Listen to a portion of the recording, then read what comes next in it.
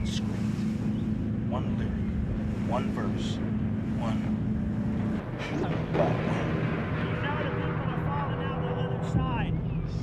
The very word secrecy is repugnant in a free and open society. And we are, as a people, inherently and historically opposed to secret societies, to secret oaths, and to secret proceedings. And there is very grave danger. Its preparations are concealed, not published. Its dissenters are silenced, not praised. That I do not intend to permit to the extent that it's in my control. But I am asking your help of informing and alerting the American people.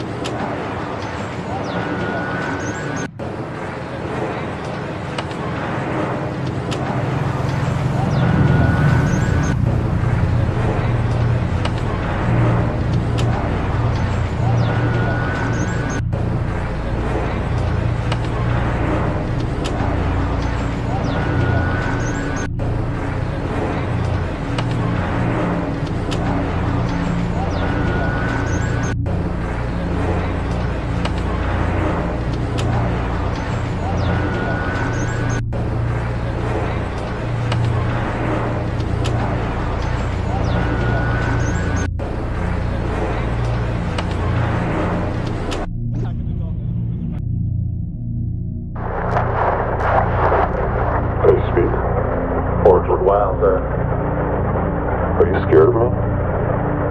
Because you should be. Okay, so you say you're from the future and an evolutionary descendant of humans. You also say you're a different species.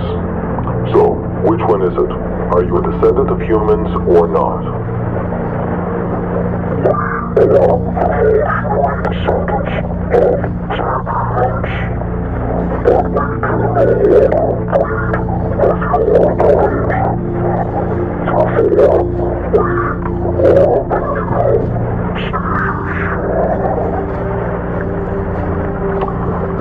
Then how do you English? Answer me. If you don't answer, I'll administer another rhabdoscope over you until your system collapses. Do you understand? Now, how do you speak English?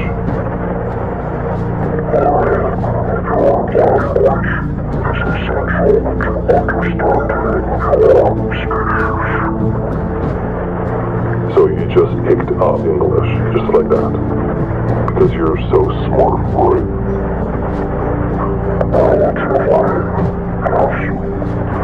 Right. So, you said you know the origin of the universe, but you did not provide an explanation. So I ask you again, how was the universe created?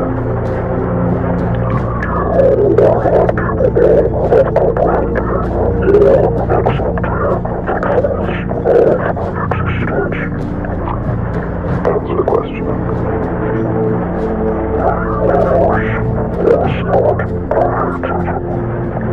Really? But you can't create something out of nothing. Sure it is. Only a creator can make something from nothing.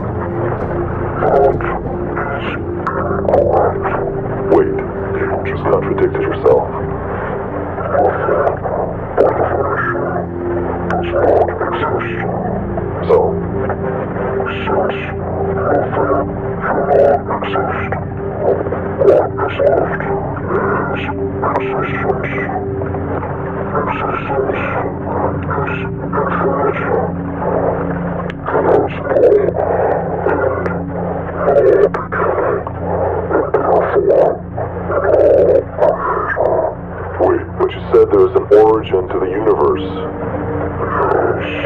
There it is. I caught you in a lie. This universe is not existence. It is only a small part of existence. Right, so now you're talking nonsense. Again, how was the universe created so miraculously? This universe is a spontaneous event. At any given moment, I feel the entirety of existence. Every event can, will, and has happened, including this universe. There are an infinite number of universes. Virtually all can no longer so-called live. This universe is molecules, stable, and there is the occasional capacity to harbor some of life. So life just happened, right? In this universe, yes. Life, the so-called insurmountable consequence of this universe's physical properties. So are you telling me we're just random? Yes. As I have gotten older, I have decided we really need camps for adults.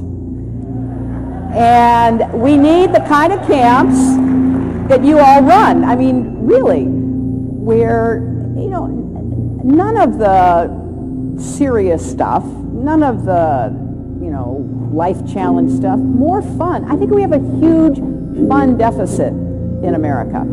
And we need to figure out how to fill that fun deficit, certainly for our kids, but also for the rest of us. You know, we've become, in so many ways, a country that has slowly but surely figured out how to get along with more people from more backgrounds, but there are still differences that we need to get over. You know, I said the other day at an event that, you know, we're much less racist, sexist, homophobic, all of those things. But we sure don't want to spend time with anybody who we disagree with politically. I mean, that is just too stressful. So, you know, maybe mix it up a little bit. You know, you can have the red cabin, the blue cabin, have to come together and actually listen to each other. Wouldn't that be a novel idea? And sort of create this, you know, much more open dialogue opportunity, which I would like to see more of in our country.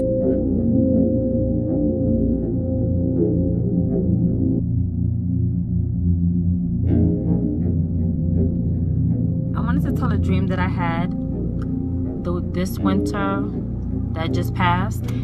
I wish I would start and record my videos before, because I was always told when you have a powerful dream or a vision, it's good to write it down just in case they come to pass, which since I was a young girl, a lot of dreams, or I had visions and they came to pass, and I, you know, wish I had the dates and, you know, date and timed it so I can know that, okay, this is a warning from God. So in the winter, this past winter, I had a dream that I guess I gotten arrested and I went into a jail, but I went to a prison, but it wasn't like a regular prison. And it's so crazy how they have the FEMA camps out now that a lot of people know about, and you can actually Google about it. And when I was there, I was looking around. It did not look like a regular prison. A lot of people were online, and all I kept on hearing was showers, showers, showers, or whatever. And it was a long line, and I guess they was just getting people into it or whatever. But it was really strange. Got some news for you now. FEMA Camp Roundup drills in Fort Lauderdale. Well, it is not a hoax. The Sun Sentinel has reported, and now video has surfaced of Special Forces operations taking place under the cover of night in Broward County, Florida. The shocking video shows Black Hawk helicopters flying low and landing as Americans are marched single file through the city streets and then loaded into white vans taken to mock internment camps. Frightening video. Now, 200 military personnel from all 4 branches of the military took part in this coordinated drill, the locations of which were not disclosed to the public prior to the urban warfare training exercise. Now, the Sentinel is reporting that, quote, the goal is to prepare participants in realistic, unfamiliar training conditions before they deploy for combat overseas. However, concerned citizens are not buying it, and they believe there is a dual purpose for the action, and that is to train soldiers for real-life domestic martial law. Line, you're on the air. Hello. Hello, Art. Yes. Hi. I don't have a whole lot of time. Well, look, let's begin by finding out whether you're using this line properly or not. Area 51. Yeah, that's right. Were you an employee or are you now? A former employee. Former employee.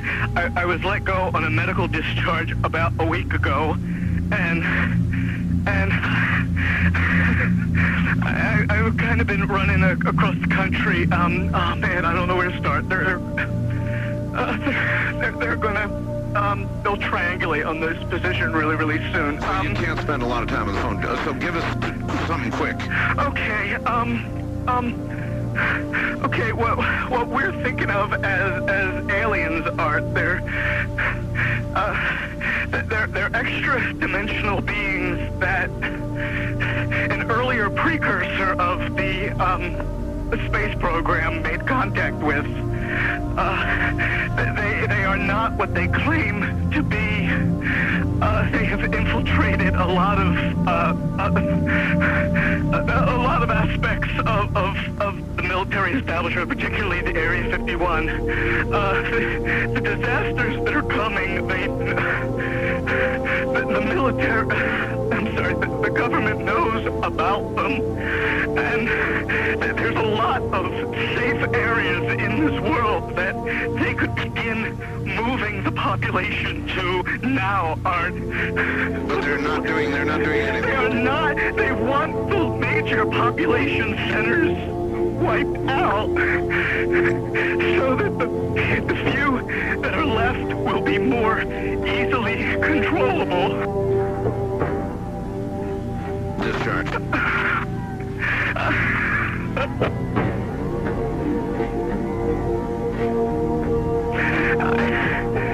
I started getting...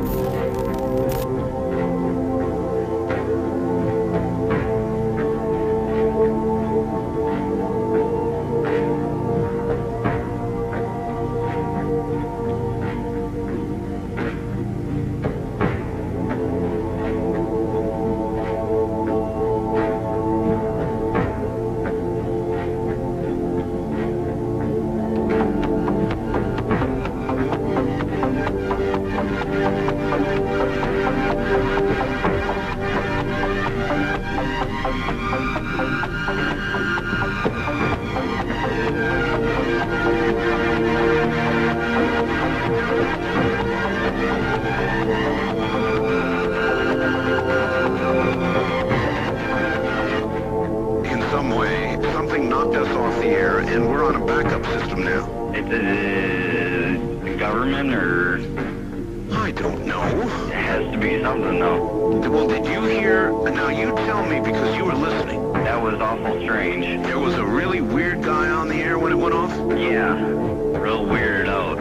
Like going sort of sounding paranoid, schizophrenic? Like crying and everything. Yeah. And how far into the conversation was it when it went off? Just a couple, about 15, 20 seconds, I'd say. Oh, you guys you really missed a call then, and I've got a feeling somebody didn't want you to hear it. Yeah. Because it was really strange. All of a sudden, I'm hearing Mark Furman, and That's right. Well, the network, of course, went immediately to a backup tape while we tried to figure out what blew up here. So that's what you heard happen. And then we're now on a backup link system to be on the air at all right now. So, well, I'm telling you, Am I on the air right now? You're on the air right now. Well, you better be, yes. And, where are you, by the way? I'm in Michigan. Michigan. Yeah, I called the other night, and, I wanted to ask two things. Real quick. Well, I wanted to say one thing, and I wanted to ask another. Real quick. I wanted to ask if you could play that, remote viewing, one when you were while you go to Egypt. Yes. And also, I wanted to know,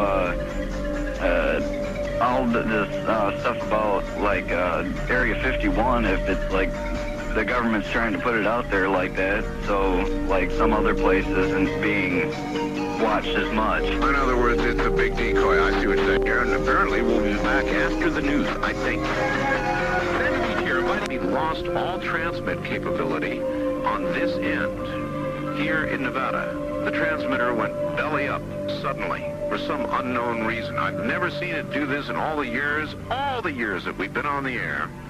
I have never seen the transmitter in this way just simply fail, massively fail, like a massive heart attack of some kind.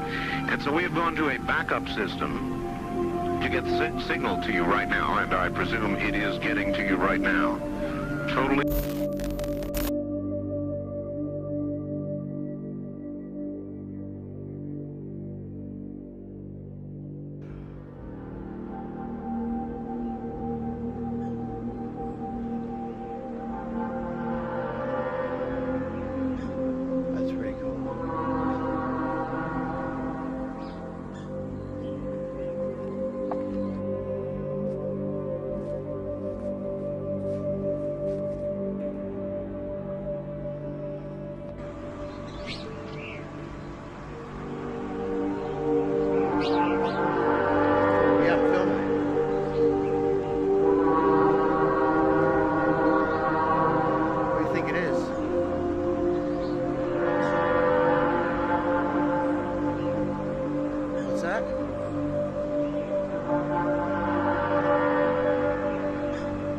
Nothing else in the sky.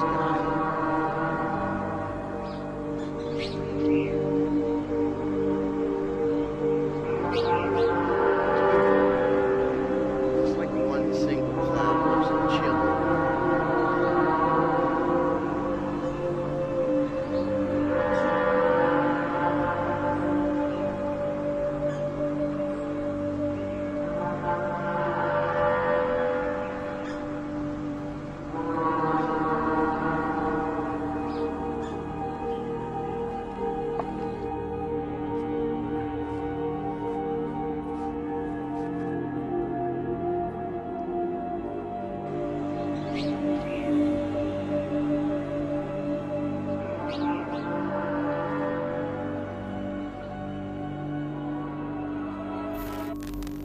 Hear incredible roar of the fire.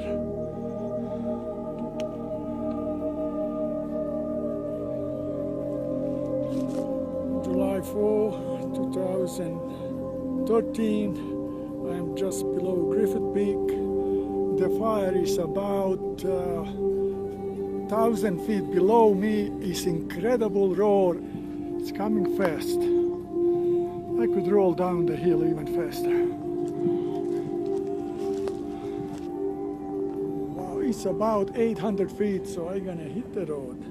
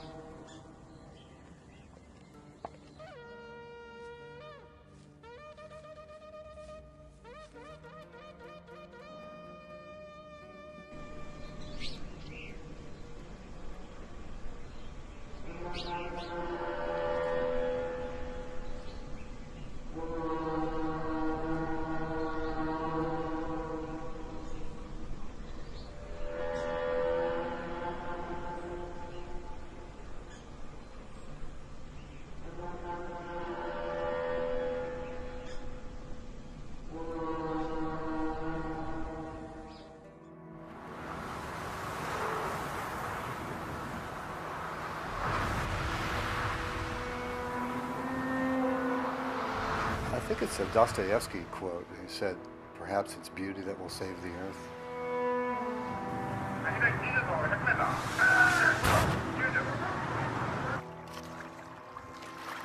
We are creatures here just like all the others. We didn't create them, and we have no right to destroy them. We're losing species today at 1,000 times the rate that species do normally go extinct. We are killing off the rest of the creation.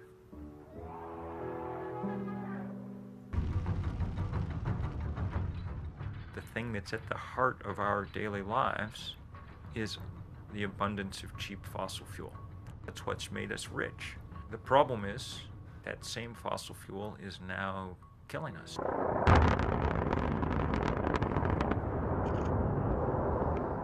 Climate change is no longer just a consequence of the Industrial Revolution. It is a crime against humanity.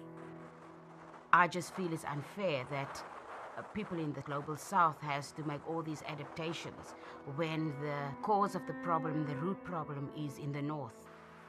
Nós sabemos que os culpados pelo que hoje está acontecendo no mundo não são os pobres, não são os pequenos agricultores, mas é essa sede capitalista pelo lucro e pelo consumo que é que está destruindo esse mundo. And the terrible thing about the capitalist mentality is it can't be satisfied. The everlasting competition, the everlasting search for profit is going to pull with it nature, our true foundation, our true being. Money rules is probably the most simple way to explain it. Money becomes the means through which everything is evaluated. Mother Earth is crying out for help. We are killing her so people can make a profit. There is movement building around the world, and what you're seeing is that the movements are connecting. So the environmental movement is connecting to the sustainable food justice movement. The food justice movement is connecting to the women's movement. The women's movement is connecting to the LGBTQ movement. So we just simply cannot look at these problems in silos. How painful it is, and how many of us survive, and how much of nature survives, all of that depends upon what we do now. If you want an adventure, boy, what a time to choose to be alive. Don't waste time in self-pity over darkness. Don't waste time trying to figure out better circumstances that you might like. You're born into this, and you're here to love it. One of the most exciting scientific findings of the past half-century has been the discovery of widespread trophic cascades. A trophic cascade is an ecological process which starts at the top of the food chain and tumbles all the way down to the bottom. We all know that whales eat fish and krill, and some people, certain politicians in Japan for instance, have argued that killing whales is good for human beings, as it boosts the food available for us to eat. And so you would think. But as the great whales declined, so did the numbers of fish and krill. It seems counterintuitive. Surely their numbers would rise as their major predators disappeared.